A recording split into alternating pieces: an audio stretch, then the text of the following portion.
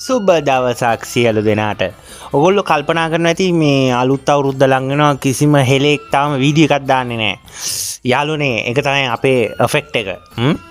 ඉතින් බය වෙලා ඉන්නේ හැමෝම දාන්න බෑනේ යාළුවනේ. පාර මම නැකතත් දැම්ම ගම අප්‍රේල් 5 වෙනිදා මේ වෙලාවට කියලා ඔක්කොම ඉවරයි. දැන් අලුත් අවුරුද්ද කවදද කියලා මං හෙලි කරලා තින්නේ. ගිය අවුරුද්දේ සුද්දා කොහොමද මාරයා කොහොමද අලුත් අවුරුද්ද දවස වෙනස් කරේ කවුරු හරි බලලා නැත්නම් යට තියෙනවා මෙන්න මේ thumbnail එකේ බලන්න පුළුවන්. ඉතින් ආණ්ඩුවෙන් සද්දයක්වත් නැහැ හෙලෙව සද්දයක්වත් නැහැ මොකද මේගොල්ලෝගේ හොරකම් ඔක්කොම හෙලි වෙලා තියෙන්නේ. මගේ එක වීඩියෝ එකක් නිසා. ඉතින්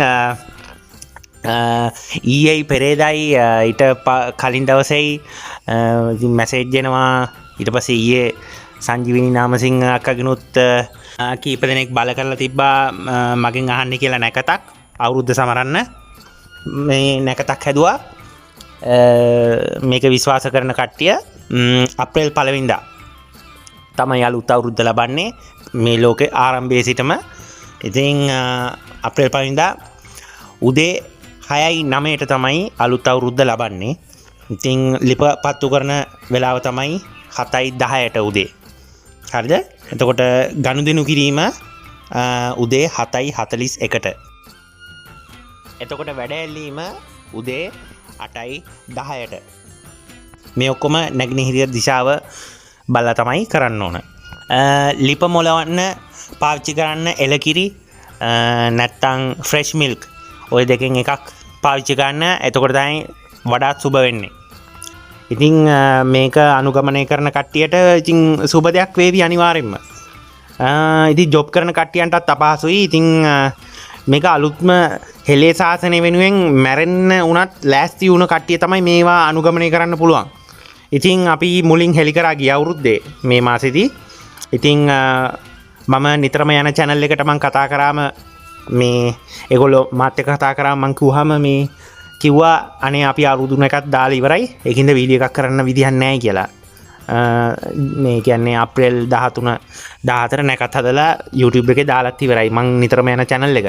ඉතින් දැන් හෙලෙක් වුණාම යාළුවනේ වැරද්දක් වුණාම ඒක ඒ වෙලාවෙම හරි ගස්සන්න ඕන. මේ මට අත්පසු වීමක් වැරද්දක් වුණා. ඉතින් ඒගොල්ලෝ යාළුවනේ ඉතින් වාසියට විතරයි තමා මුදලට විකිනෙන කාලකන්ණි ටිකක් යාළුවනේ මේ හෙලියෝ කියලා කියන්නේ YouTube එකේ ඉන්න. ඉතින් ඒගොල්ලෝ ඔක්කොම දැන් නිරුවතින් ඉන්නේ කාබෝහයිඩ්‍රේට් කාලා මං ඉන්ටර්විව් කරන කට්ටිය පවා.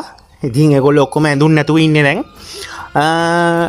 ඔයගොල්ලෝ බලන්න දැන් ලබන අවුරුද්දේ අප්‍රේල් වෙනකොට ආණ්ඩුවට කරගන්නම දෙයක් නැතුව අප්‍රේල් 5 වෙනිදා මේ මුළු ලංකාවම අලුත් අවුරුද්ද සමරන තත්ත්වයට උදා වෙනවා. ඒක තමයි ඉතින් හිතා ගන්න බෑ තනි පුද්ගලෙක් කොහොමද මේ වගේ වැඩක් කරේ කියලා. මේක ඇමතියෙක්ට කරන්නත් බෑ ජනාධිපතිට පෞද්ගලිකව කරන්නත් බෑ. ඉතින් පුදුම වැඩක් මේක නේද? ඉතින් ඊළඟ වීඩියෝ එක ඇවිල්ලා තේවතු හිමියෝ වැවිලිකරුවෝ බේරගන්න කොහොමද මේ රටේ අපේ ව්‍යාපාර ගොඩනගන්නේ කොහොමද එකම විදිහ අපි ඒ වීඩියෝ එකෙන් හම්බ වෙනවා.